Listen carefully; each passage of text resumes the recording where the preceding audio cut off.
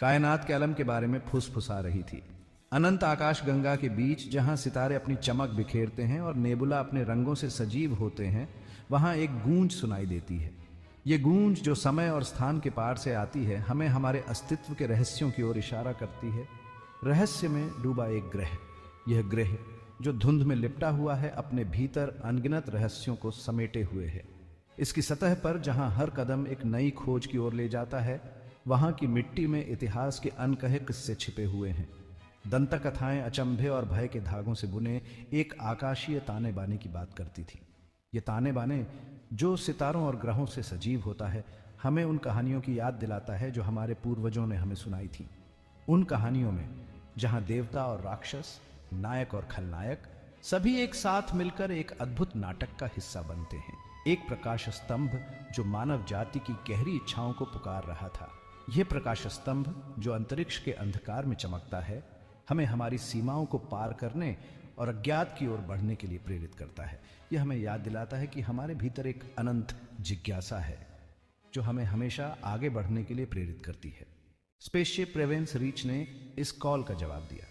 यह स्पेसशिप जो मानवता की सबसे बड़ी उपलब्धियों में से एक है, हमें उन स्थानों पर ले जाती है जहां कोई भी पहले नहीं गया है। यह हमें उन रहस्यों की खोज में मदद करती है जो हमारे ब्रह्मांड के गहरे कोनों में छिपे हुए हैं। मानव प्रतिभा के केंद्र में बनाया गया एक बर्तन जो खोज के सपनों और हजारों अनुत्तरित सवालों का भार ढो रहा था। इस स्पेसशिप के अंदर जहां हर उपकरण और हर तकनीक मानवता की उत्कृष्टता का प्रतीक है, वहां हमारे सपनों और हमारी जिज्ञासा का मेल होता है। यह हमें उन सवालों के जवाब खोजने में मदद करता है जो हमें सदियों से परेशान कर रहे हैं। अंतरतारकीय यात्रा के परीक्षणों से जख्मी इसका ढांचा अज्ञात के लिए तरस रही एक प्रजाति की आशाओं को समेटे हुए था। यह स्पेसशिप जो अनगिनत चुनौतियों का सामना कर चुका है, हमें याद दिलाता है कि हमारी यात्रा कभी आसान नहीं रही है, लेकिन हर जख्म, हर निशान हमें हमारी ताकत और हमारी दृढ़ता की याद दिलाता है। यह हमें बताता है कि चाहे कितनी भी कठिनाइयां क्यों ना आएं, हम हमेशा आगे बढ़ते रहेंगे, अज्ञात की ओर, नए रहस्यों की खोज में।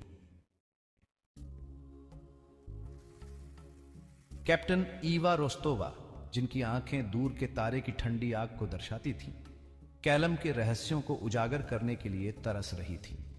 जहाज के पुरातत्वविद डॉ मसारू तनाका अपने पूर्वजों की ज्ञान की लालसा का भार ढो रहे थे। पायलट लेफ्टिनेंट जिया अहमद एक ऐसे अतीत से सांत्वना चाहती थी जो उसे एक भूतिया चांद की तरह सताता था। प्रत्येक चालक दल के सदस्य अपने निशान इस खतरनाक यात्रा को शुरू करने के अपने कारण ढो रहे थे। अपनी साझा मानवता से बंधे वे अज्ञात की ओर बढ़े। कैलम मंडरा रहा था, चांदी के धागों से घिरा हुआ पन्ना और नीला रंग का एक गोला। यह ग्रह अपनी अद्वितीय सुंदरता और रहस्यमय आभा के साथ अंतरिक्ष यात्रियों के लिए एक आकर्षण का केंद्र बन गया था। हर कोई इसकी ओर खींचा चला आता था, जैसे कोई अदृश्य शक्ति उन्हें बुला रही हो। इसकी सुंदरता मंत्रमुग्ध कर देने वाली थी, जैसे किसी कलाकार ने अपनी कल्पना से इसे गढ़ा हो। हर कोना, हर हिस्सा एक नई कहानी बयां करता था। यह ग्रह अपने आप में एक जीवित चित्रकला था जो हर देखने वाले को अपनी ओर खींचता था। लेकिन इसके नीचे एक बेचैन करने वाली आभा छिपी हुई थी। यह आभा जो सतह के नीचे से झांकती थी, एक अजीब सी बेचैनी पैदा करती थी। यह जैसे किसी गहरे रहस्य का संकेत दे रही हो जो इस ग्रह के भीतर छिपा हुआ था। रेवेंस रीच ने ग्रह के वायुमंडल को भेद दिया जो अशांत हवाओं से घिरा हुआ था। यह यात्रा आसान नहीं थी, लेकिन अंतरिक्ष यात्री दृढ़ निश्चय के साथ आगे बढ़ते रहे। वे जानते थे कि इस ग्रह के रहस्यों को उजागर करना उनके लिए कितना महत्वपूर्ण था। जहाज कांप गया, एक नाजुक धातु का पक्षी ब्रह्मांडीय तूफान में फंस गया। हर झटके के साथ अंतरिक्ष यात्रियों का दिल धड़कने लगता था। वे जानते थे कि एक छोटी सी गलती भी उनके लिए घातक साबित हो सकती है। डर ने अपनी पकड़ मजबूत कर ली। एक ठंडी मुट्ठी उनके फेफड़ों से सांस निचोड़ रही थी। हर कोई अपने दिल की धड़कन को महसूस कर सकता था, जैसे वह उनके कानों में गूंज रही हो। लेकिन इस डर के बावजूद वे अपने मिशन के प्रति प्रतिबद्ध थे। वे प्रतिबद्ध थे, कैलम के रहस्यों में सिर झुका रहे थे। हर कदम के साथ वे इस ग्रह के गहरे रहस्यों को उजागर करने के करीब पहुंच रहे थे। यह यात्रा उनके लिए एक नई शुरुआत थी, एक नई खोज की दिशा में। कैलम अपने रहस्यों के साथ उनका इंतजार कर रहा था और वे तैयार थे हर चुनौती का सामना करने के लिए। वे एक उजाड़ मैदान पर उतरे। धूल क्षितिज तक फैली हुई थी जो भूरे और बैंगनी रंग में रंगी हुई थी। केवल हवा की फुसफुसाहट से सन्नाटा टूट रहा था। यह कैलम का आलिंगन था, ठंडा, क्षमा न करने वाला और भयानक रूप से सुंदर। चालक दल उतर गया। उनके कदम सन्नाटे में गूंज रहे थे। वे एक भूले हुए संसार के खोज करता थे। हर कदम एक फुसफुसाहट, एक प्रार्थना, उस सन्नाटे के लिए एक चुनौती थी जिसने उन्हें निगलने की धमकी दी थी। भाग 5। गिरे हुए भगवान की प्रतिध्वनि। खंडहर। यह एक ऐसी जगह थी जहां समय ने अपनी छाप छोड़ी थी और हर पत्थर, हर धातु का टुकड़ा एक कहानी कहता था। एक अज्ञात धातु की विशाल संरचनाएं आधी धूल में दबी हुई। ये संरचनाएं किसी प्राचीन सभ्यता की गवाही देती थीं, जो अब केवल खंडहरों में ही जीवित थी। धातु की चमक अब धूल और समय की परतों के नीचे छिपी हुई थी, लेकिन उनकी भव्यता अभी भी स्पष्ट थी। जटिल नक्काशी लंबे समय से गायब एक सभ्यता की ओर इशारा करती है।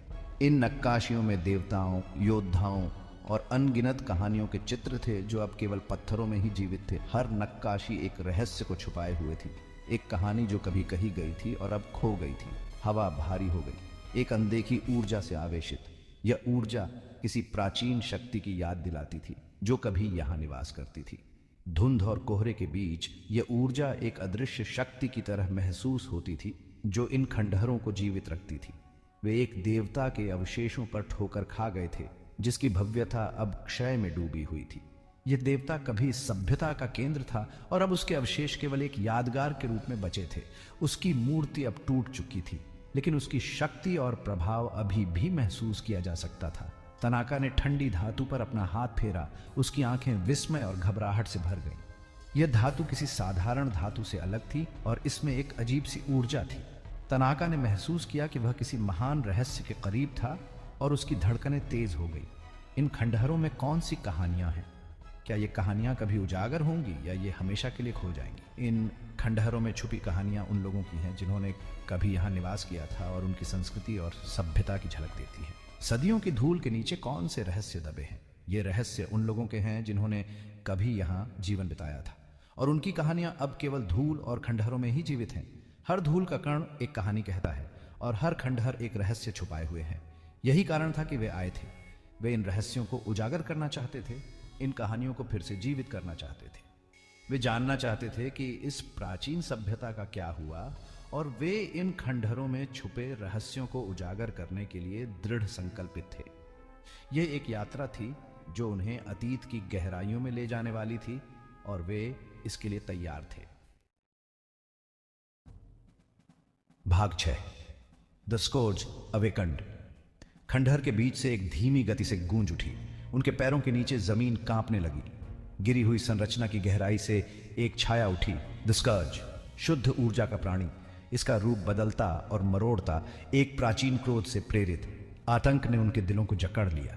यह ग्रह की निराशा का स्रोत था, इसके रहस्यों का संरक्षक। उन्होंने एक बुरे सपने को जगाया था।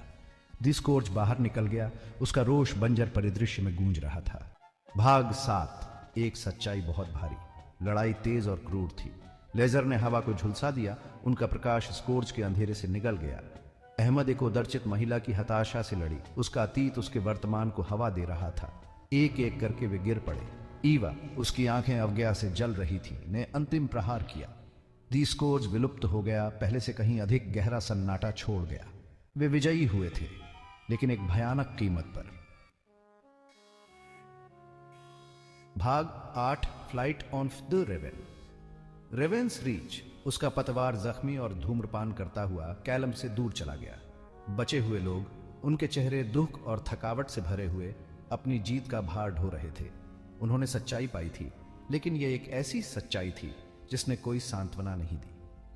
कैलम, जो कभी आशा की किरण था, अब महत्वाकांक्षा के अहंकार का प्रमाण बन गया है। यह एक मकबरा था, उन सपनों का स्मारक जो इसके आलिंगन में नष्ट हो गए थे। भाग 9। आत्मा पर निशान। वे एक ऐसी दुनिया में लौट आए जो परिचित और विचित्र दोनों लग रही थी। उनकी कहानी अविश्वास और भय से मिली। कैलम की गूंज उनके पीछे पीछे आई, उनके सपनों में फुसफुसाती रही। वे हमेशा के लिए बदल गए थे, अपनी यात्रा के निशानों से चिह्नित। ब्रह्मांड, जो कभी आश्चर्य का स्रोत था, अब एक नए तरह का आतंक रखता है।